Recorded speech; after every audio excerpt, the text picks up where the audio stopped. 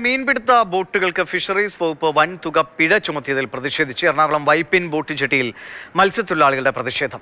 ബോട്ടുകൾ നിരത്തിയിട്ടതോടെ വൈപ്പിൻ ഫോർട്ട് കൊച്ചി റോറോ സർവീസും water metro സർവീസും തടസ്സപ്പെടുകയും ചെയ്തു. ഫിഷറീസ് വകുപ്പ് മനഃപൂർവ്വം ദ്രോഹിക്കുകയാണ് എന്നാണ് മത്സ്യത്തൊഴിലാളികളുടെ ആക്ഷേപം.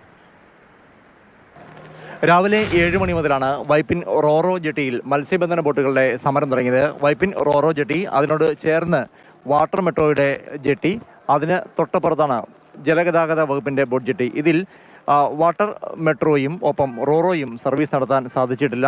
വൈപ്പിൻ ഭാഗത്തു നിന്ന് നൂറുകണക്കായ ആളുകളും വാഹനങ്ങളുമാണ് റോറോയെ ആശ്രയിച്ച് നിത്യവും ഫോർട്ട് കൊച്ചിയിലേക്ക് പോകുന്നത്. 2 റോറോ സർവീസുകളാണ് ഉള്ളത്. ഒന്ന് ഫോർട്ട് കൊച്ചിയിൽ നിന്ന് വൈപ്പിനിലേക്ക് വരുമ്പോൾ, മറ്റൊന്ന് വൈപ്പിനിൽ നിന്ന് ഫോർട്ട് കൊച്ചിയിലേക്ക് പോകും. പ്രതിഷേധത്തിൻ്റെ ഭാഗമായി മത്സ്യത്തൊഴിലാളികൾ ബോട്ടുകൾ ഈ റോറോ കടന്നു പോകേണ്ട ചാലിൽ അല്ലെങ്കിൽ കടന്നു പോകേണ്ട മേഖലയിൽ നിരത്തിയിട്ടിരിക്കുകയാണ്. എന്തൊക്കെ ആവശ്യങ്ങൾ ഉന്നയിച്ചുകൊണ്ടാണ് ഇപ്പോൾ ഇത്തരത്തിലൊരു പ്രതിഷേധ സമരം നടത്തുന്നത്?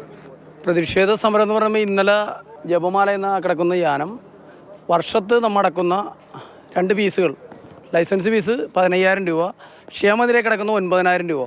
ഈ സാധനം ഡേറ്റ് കഴിഞ്ഞ് എന്നുള്ള കാരണത്താൽ ചെക്കിങ്ങിന് ഇടക്കിടക്ക് ഇവിടെ ഫിഷറീസ് ഉദ്യോഗസ്ഥർ പിടിക്കാറുള്ളതാണ്. അത് പൈസ അടക്കുന്നതുകൊണ്ട് ആ പൈസ അടക്കുന്നതിന് കൂടെ ഇതടക്കാഞ്ഞതിൻ്റെ ഫലമായിട്ട് 2.5 ലക്ഷം രൂപ ഭീമമായ ഒരു തുക ഇതിൻ്റെ കൂട്ടത്തിൽ ഫൈൻ ഈടാക്കാൻ തീരുമാനിച്ചു.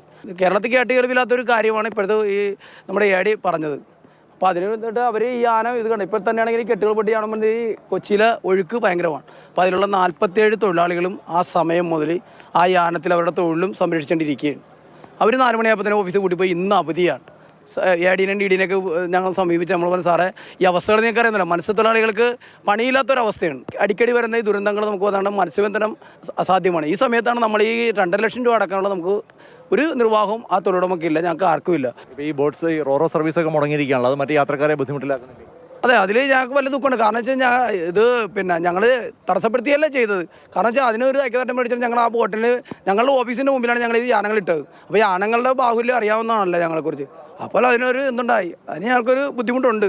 പ്രളയ സമയത്ത് ഇവരാരും നമ്മളോട് ചോദിച്ചില്ല ഇതിന് പെർമിറ്റ് ഉണ്ടാ, ലൈസൻസ് ഉണ്ടാന്നൊന്നും ചോദിച്ചില്ല.